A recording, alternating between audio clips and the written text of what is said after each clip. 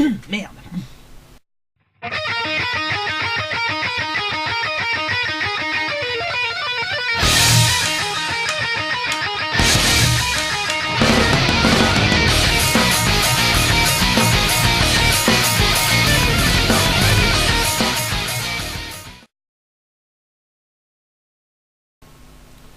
Salut la foule, vous êtes en direct sur la 13e Zombie News, sur la chaîne Sombreval Design. Alors là, oui, bah je refilme à nouveau dans ma chambre parce que bon, bah voilà, c'était comme ça, humeur du jour. J'avais envie de faire ça ici, c'est plus simple à la webcam plutôt que de devoir installer l'appareil photo et le pied, et puis de vérifier avec si je suis dans le cadre ou pas. Donc au sommaire, on va parler tout simplement le pourquoi de mon silence, hein, parce que c'est quand même 4 mois que je ne me suis pas trop exprimé. On va reparler de mon retour sur Medinasia, mon retour sur la LuxCon, mon retour sur ma participation à Geeks League, mon retour sur Gameplay. Je parlerai de la prochaine date, qui aura lieu le 31 mai, le 1er juin, mais bon, ça, j'ai parlé. Je vais parler du prochain Gravelog parce que là aussi j'ai pas mal traîné, j'ai pris du retard. Et je vais parler d'Araluna, qui est mon roman, qui est en cours d'écriture et qu'il y a pas mal de choses à dire. C'est parti. Quoi que je vais commencer déjà, ce qu'il faut savoir, c'est qu'en 2013, on s'était super bien marré, Obsidienne et moi-même. Hein. Bon, on était à 3 à l'époque, il y avait aussi là. Et mais on s'était pris une de ces claques, mais d'une force. Parce que même si on a bien rigolé, le taux de fréquentation du stand était assez bas. Il n'y avait que quelques gens qui venaient voir ce qu'on faisait. On n'était pas intéressant, entre guillemets. Et à part les amis qui arrivaient à nous trouver par miracle, bah c'était un peu mort. Là, cette année, alors je sais pas si on a le derrière bordé de nouilles ou si ce sont les différents changements qu'on a procédés dans l'équipe qui ont amené un meilleur résultat ainsi que l'emplacement. Mais on a eu une de ces fréquentations de ouf, c'était génial. Alors, première chose, c'est qu'il faut savoir que l'année passée, nous étions beaucoup plus dans le fond de la salle, en face d'un mur aveugle. On était vraiment près du village culturel, ce qui était pourtant quelque part un bon emplacement pour se faire repérer. Ouais, bah on est tout près d'une des entrées du village culturel, c'était. Mais étonnamment, peu de fréquentation.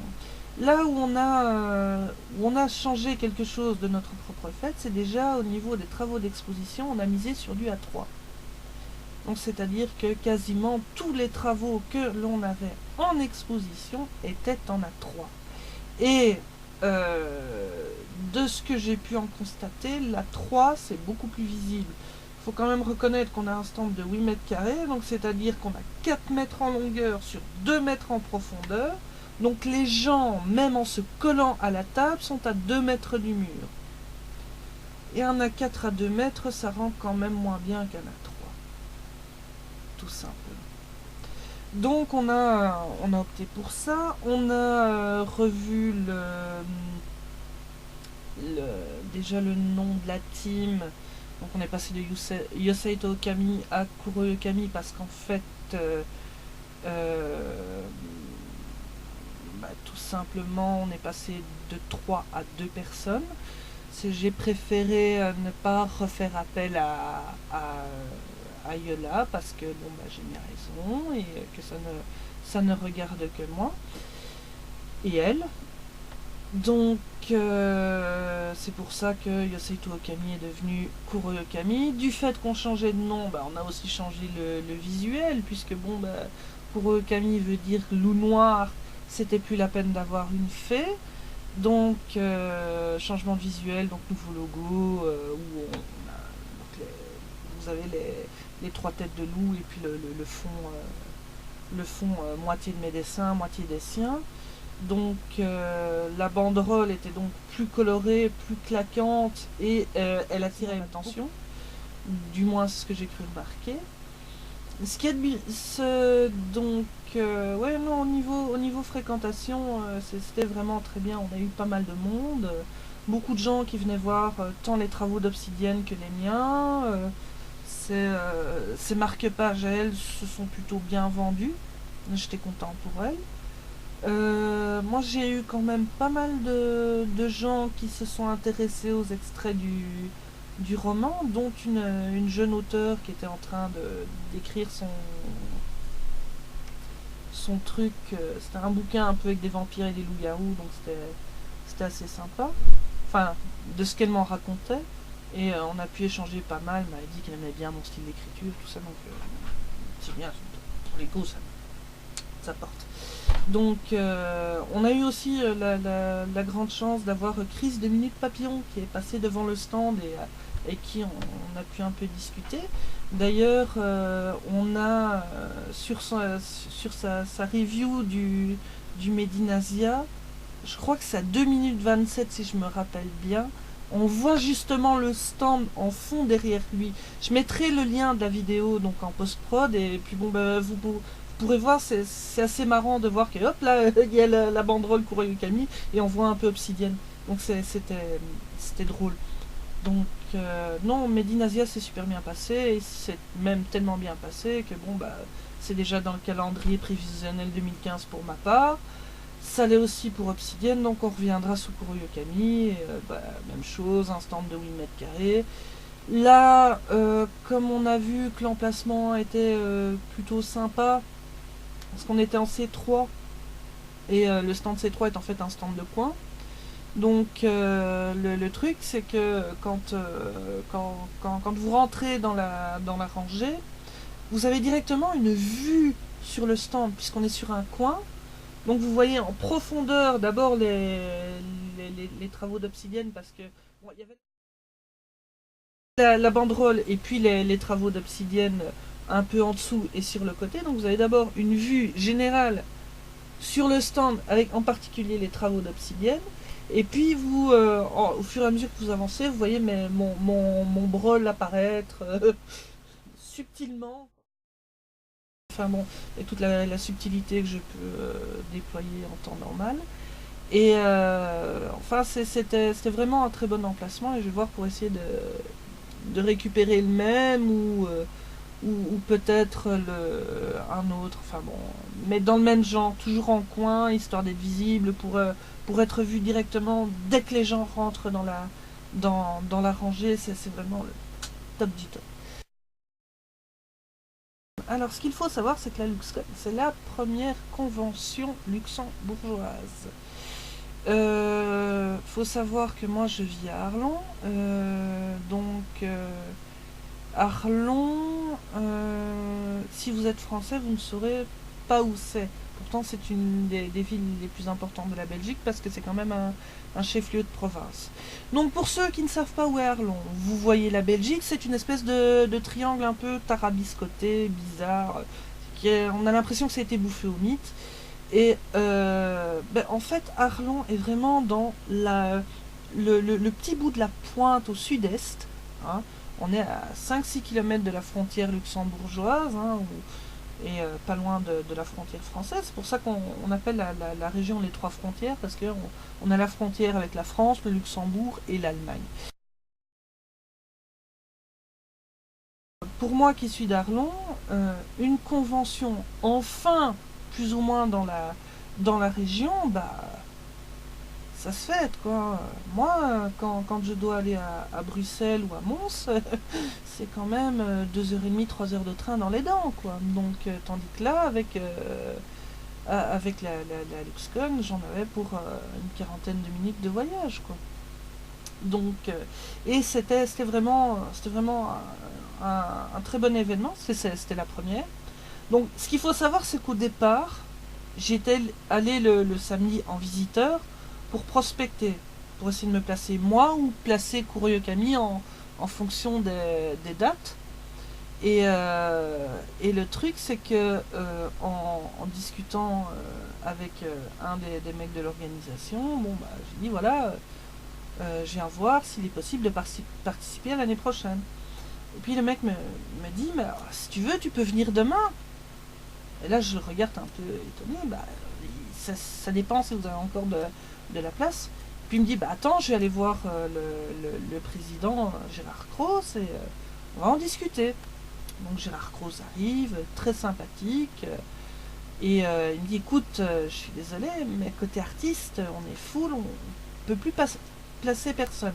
Mais, je vais regarder sur le plan, tu me donnes 10-15 minutes et je te dis quoi. 10-15 minutes plus tard, Gérard Cross revient, il me dit, écoute, tu vois la table là-bas? Entre les deux auteurs, là. Ah bah c'est simple. Demain, tu peux l'occuper. Donc je suis revenu. Le lendemain, je me suis installé. J'ai fait de bonnes rencontres parce que bon, bah, j'ai rencontré quand même Suzanne Van Wedding qui est auteur, qui a un style un peu steampunk, Tim Burton, victorien, enfin les trois ensemble, ce qui rend pas mal, enfin au niveau de la personne en elle-même, hein, très très sympathique. Et qui était venue avec son éditeur. Et ce qui est marrant justement, c'est qu'elle me dit, bon bah elle voit mes trucs.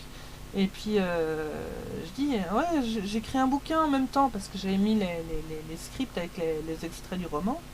Et puis il me dit, bah écoute, mon éditeur est là, si tu veux discuter avec lui et voir s'il y a quelque chose qui peut se faire entre vous, allez-y. Donc j'ai pu discuter avec son éditeur qui m'a donné un peu ses conditions. Bon, je n'ai pas encore pris ma décision, je tiens quand même à réfléchir à froid là-dessus parce que c'est pas une décision qui se prend à la légère. Et puis bon, bah Ranuna est actuellement toujours en cours d'écriture, mais ça j'y reviendrai plus tard. Donc la LuxCon, pour en revenir à la LuxCon, c'était quand même un événement assez sympa. J'ai eu pas mal de visites sur le stand. Étonnamment, c'est beaucoup des Français qui ont été intéressés par mon travail. Bon, après, il faut peut-être voir... j'avais pas tous mes... En fait, comme j'étais installé un peu à l'arrache, j'avais pas de mur derrière moi pour afficher mes A3. Donc tout ce que je pouvais faire, c'était afficher le book, 2-3 trucs sur des micros chevalets. Et puis bon, bah les gens regardaient s'ils voulaient, quoi. Donc, c'était sympa, j'aime encore assez bien camper comme ça sur le pouce dans une convention, c'est assez sympa. Et puis bon, bah quelque part, ça t'incite à compenser pour attirer l'attention plutôt que de miser simplement sur ce que tu as affiché derrière toi. Mais c'était sympa et franchement, moi, la LuxCon, je suis tout à fait partant pour y revenir l'année prochaine parce que Lauria est vraiment très très sympathique. Le public est un peu différent de celui que j'ai connu à Medinasia et à la Japan Expo. Donc c'est intéressant aussi, c'est un défi qui est motivant. Donc non, moi la LuxCon l'an prochain, j'y reviens, mais je signe des deux mains. Si j'en avais une troisième, je signerais avec. Hein. Donc, comme vous le savez, j'ai eu la chance de pouvoir repasser une seconde fois sur le plateau de Geeks League. Alors, pour ceux qui ne savent pas, Geeks League est en fait un podcast de la culture geek qui se fait souvent dans la région de Abergy ou alors sur Namur. Hein. Il vous suffit d'aller voir un peu sur geeksleague.be. L'adresse va s'afficher incessamment sous peu. Et si ce n'est déjà fait. Et donc, la meilleure façon de vous présenter Geeks League, c'est tout simplement de reprendre son slogan qui dit Geeks League, le podcast tech qui sent bon les frites et la bière. Donc voilà. Et donc, comme pour la deuxième fois, Wally m'a invité sur le plateau de Geeks League, et ça a été encore une fois un très bon moment, on a bien rigolé, on a un peu parlé de mon actu, où là cette fois-ci je me suis fait laminer comme un porc sur le Dragon Quiz Point, parce que bon, il y avait des musiques de jeux vidéo que je ne connaissais pas, parce que bon, je suis très très en retard sur la culture jeu vidéo. Moi, mon trip, c'est plutôt la japanimation, mais bon, c'était toujours sympa. Je dois avouer que l'interview qu'ils m'ont fait avec l'ambiance un peu feutrée, tamisée, c'était sympa. Et l'idée de l'association d'idées, donc il me donnait un mot et je devais répondre avec un autre mot, et c'était vachement sympa, j'aimais beaucoup. Donc j'ai passé vraiment un très bon moment sur le plateau de Geeks League. D'ailleurs, le podcast en audio est déjà disponible, parce que bon, bah, ça s'est fait une semaine avant Gameplay. Donc Gameplay, c'était quand même il y a 2 semaines. Donc ma participation à Geeks League, c'était il y a 3 semaines. Donc et normalement, bah, le podcast vidéo devrait être prêt incessamment sous peu, enfin bientôt, d'ici les prochains jours. Je veux dire, quand il sera disponible, je le partagerai. C'est pas, voilà, c'est pas la mer à boire. Mais c'était super sympa. J'ai bien rigolé. Encore une fois, merci à Wally et son équipe pour leur accueil. J'ai encore passé un bon moment avec eux. Deuxième participation pour moi à Gameplay. La première pour Obsidian. Donc on y est allé, bien entendu, sous l'étendard Kuroyokami. Enfin bon, la banderole plutôt, mais bon, j'aime bien l'idée de l'étendard. C'est cool ça, un étendard. Bah, à la médiévale, quoi. Imaginez, avec les 3 loups. Kuroyokami. Non, je sais pas. Donc,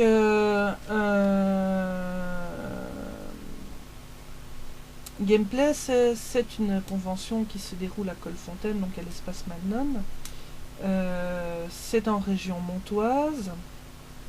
Et il faut reconnaître que par rapport à l'année passée,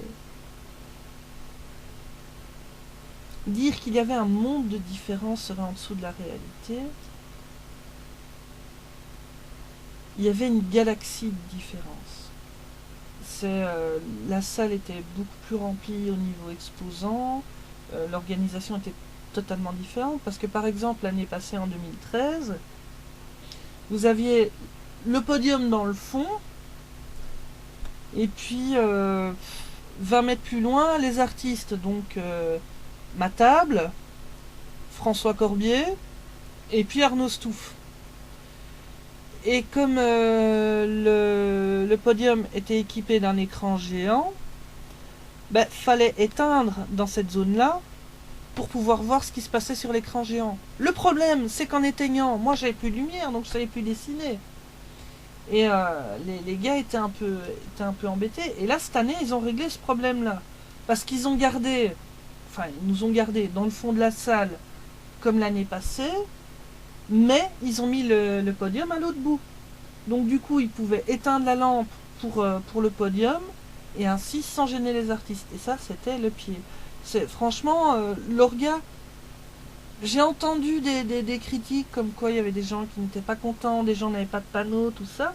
Nous, on a vraiment été super chouchoutés. Hein. Bon, j'avais pris 5 mètres, et 2-3 semaines avant, j'avais bien vérifié qu'on aurait des panneaux de mélaminé pour afficher nos trucs. Hein. On a eu les panneaux de mélaminé, hein, les photos qui vont défiler maintenant, vous le prouveront.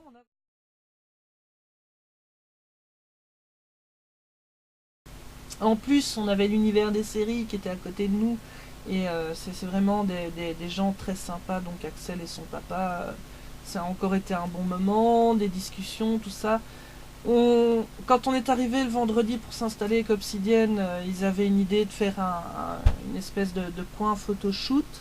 Et ils nous avaient dit, bah, si vous voulez mettre vos trucs à côté pour entourer, faire un fond, ça peut vous faire de la pub. Bon, ils n'ont pas pu le faire parce qu'ils n'ont pas eu tout le matériel nécessaire pour le faire. Apparemment, il y a eu un léger couac de communication au sein de l'orga, mais bon, bah ça arrive. Hein. C'est quand même une 3e édition. On va pas chicaner pour ça. Mais je veux dire, c'était super sympa. Et la foule qu'il y avait, il y avait un nombre pas possible. Pour vous dire, l'année passée, j'avais pu prendre le temps de faire un peu le tour de la convention. Là, cette année, vu le monde qu'il y avait, je ne suis pas sortie de mon stand, sauf pour aller aux toilettes. C'est tout. Je n'ai pas fait le tour de la convention, donc je n'ai pas pu voir l'expo Titanic, j'ai pas pu voir la kit de K2000 de près. Je n'ai pas pu aller faire un coucou à Banguela. J'ai juste aperçu Licorice et Kyoki en vitesse. Coucou parce qu'on est arrivé en retard, parce qu'on n'était pas très très concentré sur le chemin. Donc, mais bon, c'était assez sympa. Et le truc, c'est que c'est une convention tellement sympa que Obsidian aimerait bien y retourner. Bon, le truc, c'est que les dates ont été un peu changées, donc pour elle, ça risque de lui poser un problème, mais ça, c'est. Je veux dire, ça, c'est pas important pour le moment. Le truc, c'est que moi, je reviens en 2015, ça, c'est certain. Je l'ai fait, j'ai dit, c'est bon. J'ai prévenu Philippe, je lui ai dit, écoute, moi, pour 2015, tu sais que tu peux compter sur moi, je reviens. On verra par la suite, je donnerai plus de précision. Si c'est Kurio Kami ou si c'est simplement Sombreval Design. Donc, gameplay 2014, franchement, c'était une réussite.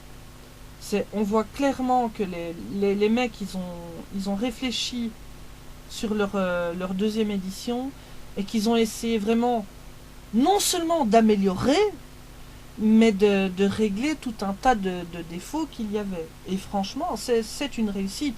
Moi, j'ai un avis plus que positif sur Gameplay 2014. Bon, je ne doute pas que comme dans toute organisation, il y a toujours des trucs qui passent pas auprès de certains et puis qu'il y a toujours des mécontents. Ah, ça arrive. Mais bon, Gameplay n'en est jamais qu'à son 3e numéro, donc faut lui donner encore un peu de temps. Mais je pense franchement qu'elle est amenée à bien grandir. Et d'ailleurs, elle marche tellement bien que maintenant elle va passer non plus de 1 jour, mais à 2 jours. Donc en 2015, c'est pendant 2 jours complets que vous me verrez à Colfontaine. Donc non, non, très franchement, gameplay, j'en suis très content. Et ça nous a d'ailleurs permis d'avoir une date en plus sur laquelle je vais embrayer justement maintenant.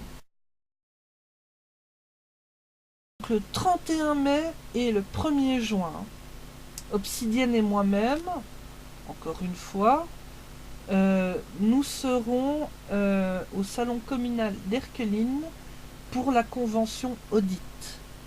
Alors, Audit, c'est quoi? Audit est l'acronyme de Operation Dice in Tone. Excuserez mon accent anglais déplorable, mais c'était pour vous expliquer un peu ce que ça voulait dire. Donc c'est une convention qui se veut à la base rôliste, et pour les jeux de plateau, mais aussi un peu le maquettisme et les dioramas, mais avant tout pour le jeu de le JDR, donc Wargame et compagnie, hein, donc vous savez les bataillons Warhammer, mais il y a aussi par exemple les bataillons historiques, hein, vous pouvez faire du Wargame avec par exemple des Grecs, des Romains, avec les boîtes de chez Italeri ou Revel, hein. Donc mais étonnamment cette année les organisateurs ont décidé de lancer une section manga, cosplay et culture geeko-japanisante. Ce qui n'est pas une mauvaise chose, hein, c'est toujours bien de s'ouvrir. Nous,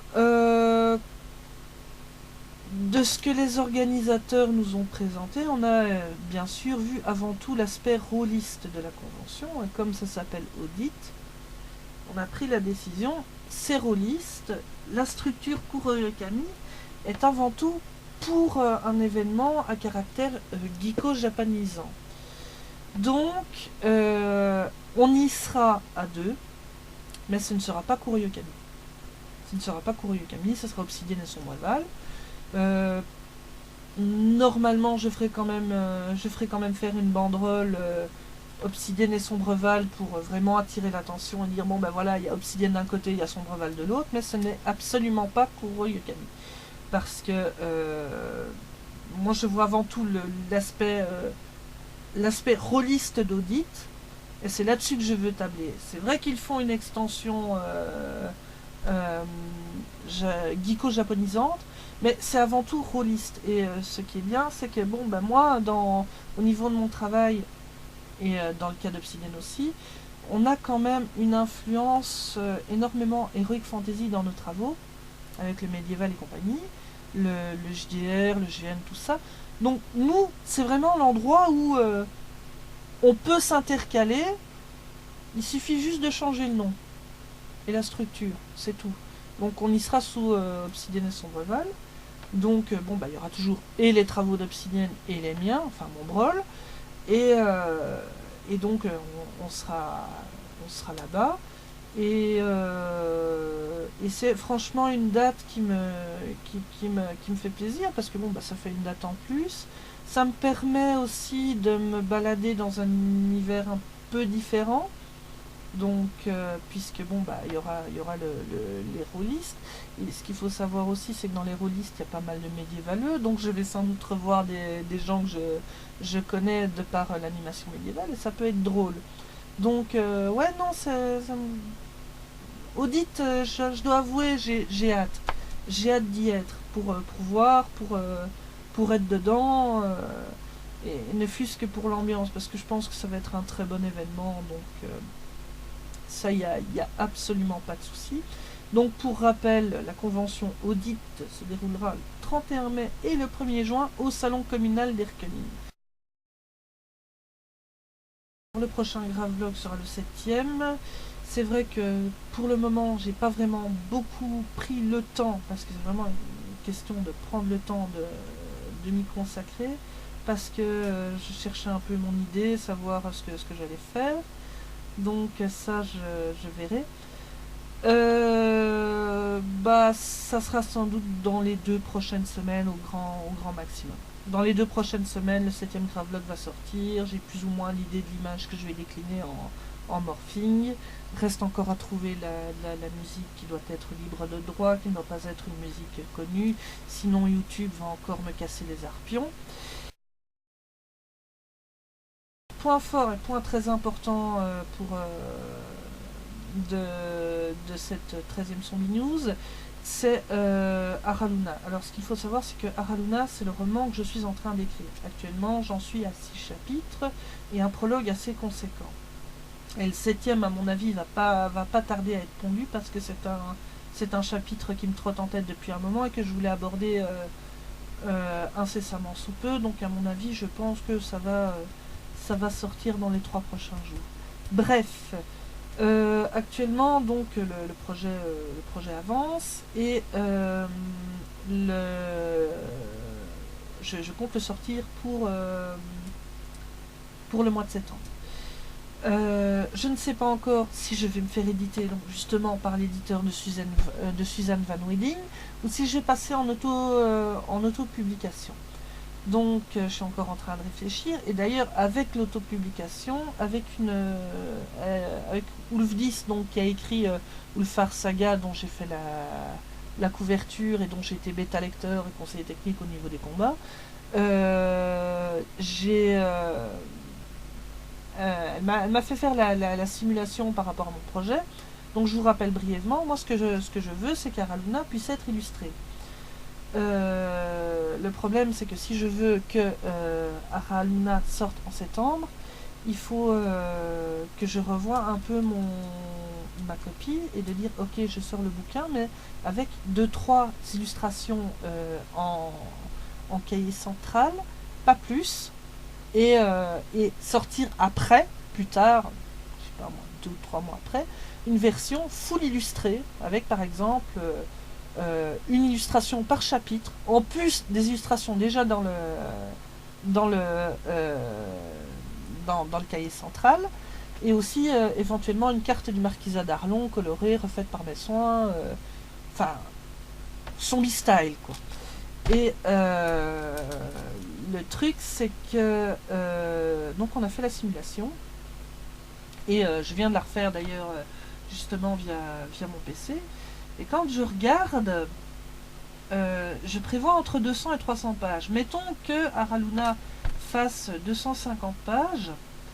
Alors déjà, ce qui est assez étonnant, c'est avec le format, parce que si je prends un format roman de 15,24 sur 22,86, sachant que Lulu.com est un peu con et va tout compter en quadrichromie, même avec un cahier central de 3-4 images full couleur, ça va coûter 34,95 € sans la commission que je prends dessus.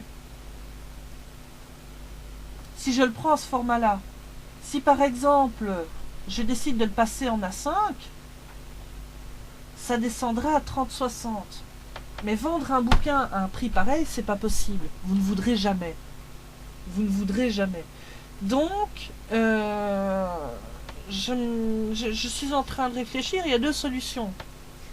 Soit Araluna, je le sors comme un livre classique, avec peut-être un ou deux crayonnés dedans, ou tout simplement l'ancrage, ou peut-être les images traitées en noir et blanc, un peu façon manga, en traitant les gris.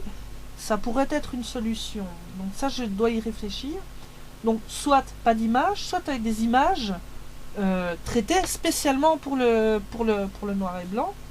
Donc ça veut dire par exemple que je vais devoir m'amuser à retoucher certains trucs. Afin que ce livre soit pas trop cher pour vous. Parce que bon, faut pas non plus que je vous plombe votre porte-monnaie en sortant mon truc. Et par après, sortir une édition de luxe qui sera beaucoup plus chère, hein, mais qui aura son quota d'illustration, quoi. Donc, à vous de me dire ce que vous en pensez, si vous voulez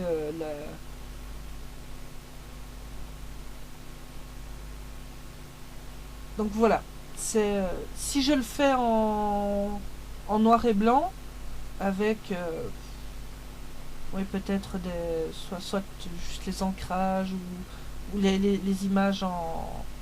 Mais bon, pas beaucoup parce que sinon ça va être chiant. Quelques images en noir et blanc. Et puis bon, bah ça c'est la version, on va dire, abordable. Voilà. Hein, donc c'est de dire, bon bah voilà, j'achète Araluna surtout pour l'écrit et les illustrations, je m'en fous. Ce serait dans cette optique-là. Et pour ceux qui veulent avoir et l'écrit et les illustrations, ben là, ce serait une version qui serait plus ou moins 35 €.